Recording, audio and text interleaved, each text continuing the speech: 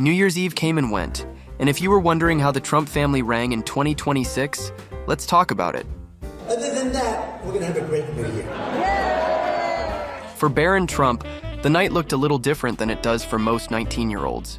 Instead of celebrating away from home, Donald Trump's youngest son rang in the new year at the family's Mar-a-Lago party. And, judging by the photos, it didn't exactly seem like his idea of a perfect celebration. Barron didn't arrive alongside his parents, but later on, the usually camera-shy Trump was photographed at the club's black tie gala, standing between Donald and Melania. His expression? Let's just say many people online found it painfully relatable. As the evening went on, the three of them were later seen seated together at a table adorned with white roses, listening to speeches and watching the night's performances, a very formal setting for ringing in the new year, especially for a teenager. And while Barron's presence sparked plenty of chatter, Melania's appearance became a talking point of its own. At Mar-a-Lago, New Year's Eve comes with a very specific dress code, and Melania Trump followed it to the letter. On December 31st, she stepped into 2026 in a fully sequined silver gown by the new arrivals that instantly turned heads. The fitted silhouette and matching belt cinched her waist, giving the look a clean editorial finish. The First Lady completed the outfit with silver glitter Christian Louboutin heels, a brand she has long favored, ensuring the focus stayed on the dress itself. Love her or not, it was a striking choice that fit the night's glamorous mood perfectly. And yes, the party itself was very on-brand. Lavish decor, polished black tie outfits, and a guest list that included Eric and Lara Trump, Rudy Giuliani, Jeanine Pirro, and several conservative media personalities, along with Israeli Prime Minister Benjamin Netanyahu and his wife, Sarah.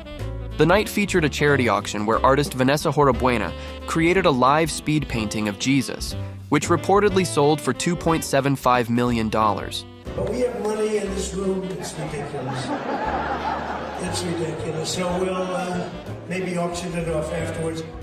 As for entertainment, longtime Mar-a-Lago regular Vanilla Ice took the stage to perform Ice Ice Baby. And yes, a clip from that moment is now making the rounds online for all the wrong reasons. Stephen Miller and Kristi Noem singing along to Ice Ice Baby? That was definitely not on anyone's 2026 bingo card. People online couldn't stop reacting, calling it awkward, funny, and in one case, the cringiest moment of the year so far. One ex-user summed it up bluntly. Imagine being the President of the United States and the best performer you can get for your NYE party is Vanilla Ice. In 2025 to 26. Ouch. It seems like New Year's Eve never goes quite smoothly for the Trumps. And if this year felt a bit awkward, just take a look at last year's celebration. The president and his wife, Melania, seemed to struggle with the happy couple act as they arrived at his Mar-a-Lago club for a lavish black tie bash in Palm Beach, Florida. Trump, in a sharp suit and bow tie, walked alongside Melania, who stunned in a black gown with a thigh-high slit. But while they dressed the part, their body language told a different story. As the couple approached the entrance of the club, Melania appeared distant, standing awkwardly apart from Trump. No hand-holding, no smiles, just a stoic walk into the venue. Awkward, to say the least. Meanwhile, Elon Musk also made an appearance at the event, bringing a lighter vibe to the evening. The billionaire tech mogul arrived with his son, perched on his shoulders. In near-matching suits, Elon smiled and waved to the cameras as little X clung to his dad's face for balance. At least someone was enjoying the festivities, right? As you can see, I'm not just MAGA, I'm dark MAGA. But Trump's New Year's Eve party couldn't escape the shadow of his legal troubles. Just hours earlier, the Second U.S. Circuit Court of Appeals upheld the $5 million award granted to E. Jean Carroll for defamation and sexual abuse. Talk about starting the year on a rough note. I have absolutely no idea who this woman is. The verdict is a disgrace. For those unfamiliar, Carroll, a respected journalist, accused Trump of assaulting her in a department store dressing room in 1996. At her 2023 trial, she described how a seemingly friendly encounter with Trump escalated into something horrifying. Trump skipped the trial entirely, denying the allegations repeatedly. But in a follow-up defamation case, his brief testimony landed him in even hotter water, resulting in an additional $83.3 million in damages earlier this year. Hooray! That's how I felt inside. Every blood vessel in my body jumped up with a complete and utter joy. The appeals court wasn't buying Trump's arguments for a retrial either. His lawyers claimed the judge's rulings, like allowing the jury to see the infamous Access Hollywood tape, were unfair. You know, the one where Trump bragged about grabbing women without their consent. Because when you're a star, you can do anything. You consider yourself to be a star? I think you can say that. But the three-judge panel rejected those claims, stating Trump failed to prove any errors that would justify a retrial. Ouch. Adding to the drama, Trump's team lashed out at the ruling, calling it another example of political weaponization. A spokesperson claimed these so-called witch hunts against Trump would be appealed. Meanwhile, Carroll's lawyer expressed relief, thanking the court for its thorough review. This trial is a total witch hunt. Amid all this, Trump's strained dynamic with Melania didn't exactly scream united front.